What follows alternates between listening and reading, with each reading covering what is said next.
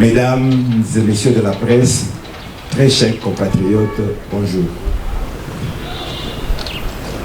En ce moment où la République démocratique du Congo connaît une situation de guerre dans sa partie orientale, qu'il me soit permis de rappeler à la population du Sud Kivu à plus de patriotisme pendant ces temps que notre province sœur et voisine, le Nord Kivu, est en proie à une agression et qui constitue une menace pour nous.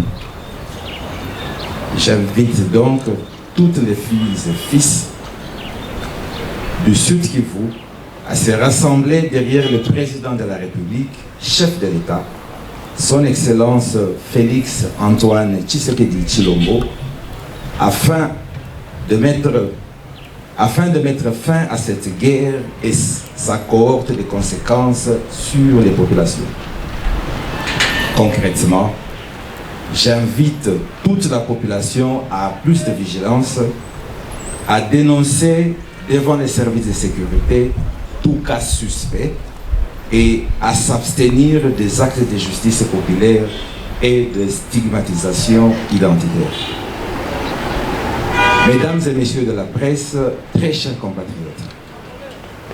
depuis le 28 février 2023, votre humble serviteur que je suis, Marc Malago Kachekere, assume l'intérim du gouverneur de province conformément aux lois du pays, et c'est à la suite de la déchéance du gouvernement provincial par l'Assemblée provinciale en date du 24 novembre 2022.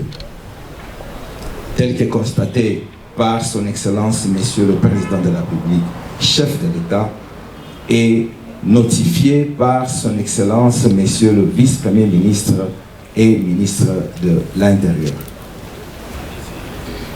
La démocratie et l'état de droit prônés par le chef de l'État ont des exigences auxquelles le peuple et ses dirigeants doivent se courber, peu importe les intérêts personnels.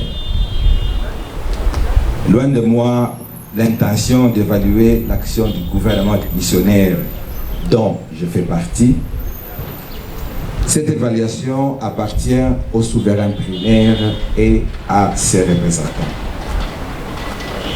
Face aux défis auxquels fait notre province, le pardon et la cohésion sont les remèdes indiqués pour rassembler les filles et les filles du Sud Kivu autour de l'idéal commun de paix et de développement.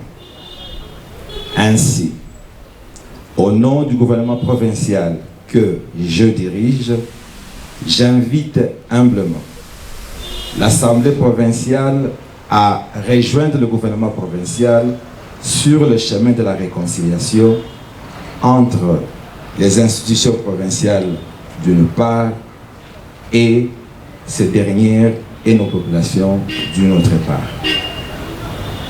Mesdames et messieurs de la presse, très chers compatriotes, l'heure n'est ni au bilan, ni à la chasse aux sorciers, comme le prétendent certaines mauvaises langues, mais plutôt à la cohésion et au travail.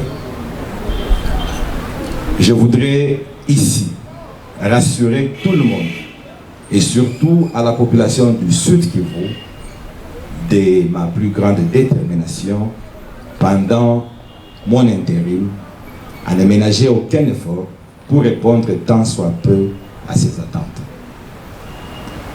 Ma priorité sera focalisée sur la sécurité, le social, les infrastructures et l'accompagnement du processus électoral. Je vous promets une gouvernance axée sur la redevabilité et le dialogue social permanent. Ainsi, j'invite toute la population à accompagner le programme de 145 territoires initié par le chef de l'État, son Excellence Félix Antoine Tshisekedi Tshilombo. Je dois vous avouer qu'à la prise de mes fonctions le 28 février 2023, j'ai hérité d'une situation financière très catastrophique. En tout, 48 185,75 $ américains et 33 895 134 021 francs congolais. Nos services techniques en la matière sont à pied d'œuvre pour mettre au clair cette situation. Mesdames et messieurs, cette situation catastrophique rend difficile l'action gouvernementale. Ce défi nécessite la mobilisation de tous pour le surmonter. Mesdames et messieurs, vous constaterez avec moi que cette situation financière inconfortable nous oblige à prendre certaines mesures strictes afin de relever les défis. 1. J'ai pris la décision de suspendre préventivement tous les contrats de partenariat public et privé en cours concernant la mobilisation des recettes de la province et mettre en place une commission mixte, Assemblée provinciale et gouvernement provincial, pour les analyser au cas par cas. En attendant, les services techniques et les divisions vont reprendre la perception de toutes les taxes dues à la province et c'est sous l'encadrement de la DPMR. 2. Tenant compte de plusieurs dénonciations de spoliation du patrimoine de l'État, j'ai décidé de prendre des mesures conservatoires, celles de suspendre les travaux en cours et l'attribution des titres. Une commission ad hoc sera mise en place pour analyser et me présenter un rapport pouvant me permettre de prendre de bonnes décisions. Mesdames et messieurs de la presse, très chers compatriotes, après avoir brossé ce tableau de la situation actuelle, j'estime que faire des jérémiades n'apportera pas de solution aux nombreuses attentes de la population. Je vous encourage avec insistance à mettre la main à la pâte pour relever la province du Sud Kivu. Ainsi, j'invite toute la population du Sud Kivu à la vigilance et au civisme fiscal pour une mobilisation maximale des recettes. Je demande à tous les agents et fonctionnaires de l'État, ainsi qu'au personnel politique, à faire preuve du respect des lois du pays et du code d'éthique dans l'exercice de leurs fonctions pour assurer une gouvernance de qualité et remettre la confiance des administrés.